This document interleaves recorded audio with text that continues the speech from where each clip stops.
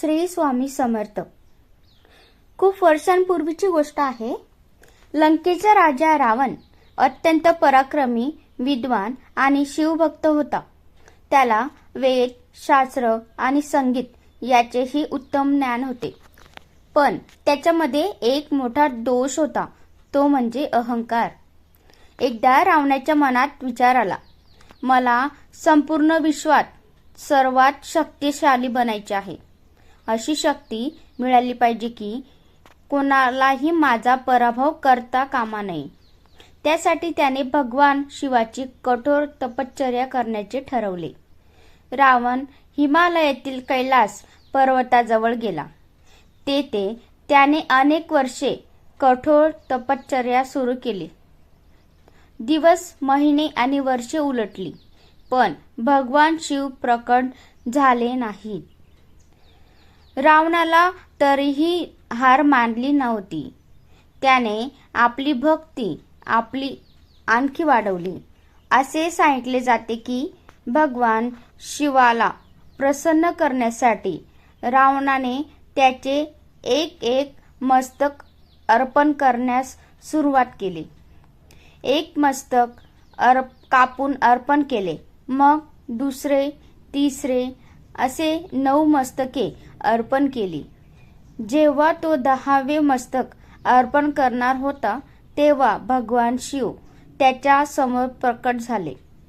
भगवान शिव म्हणाले, रावण थांब, तुझी भक्ती, तपस्या आणि समर्पण पाहून मी प्रसन्न झालो आहे.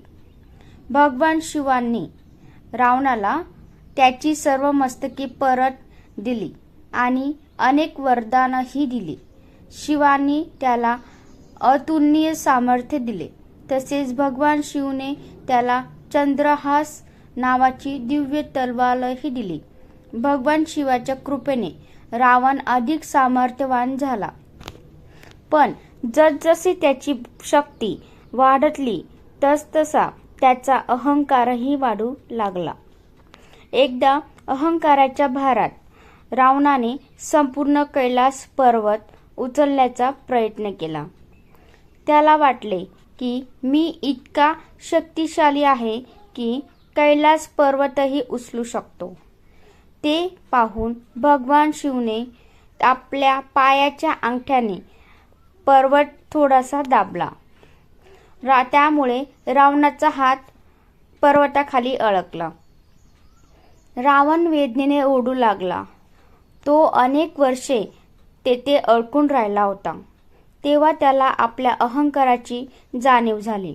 त्याने भगवान शिवला मनापासून स्तुती करण्यास सुरुवात केली. असे म्हणतात की त्याच वेळी रावणाने प्रसिद्ध शिव तांडव स्तोत्र रचले होते. रावणाची प्रार्थना ऐकून भगवान शिव पुन्हा प्रसन्न झाले आणि त्यांनी त्याची मुक्तता केली. या कथेचा संदेश असा आहे की भगवान भक्तीवर प्रसन्न होतात, पण अहंकार कधीही स्वीकारत नाही.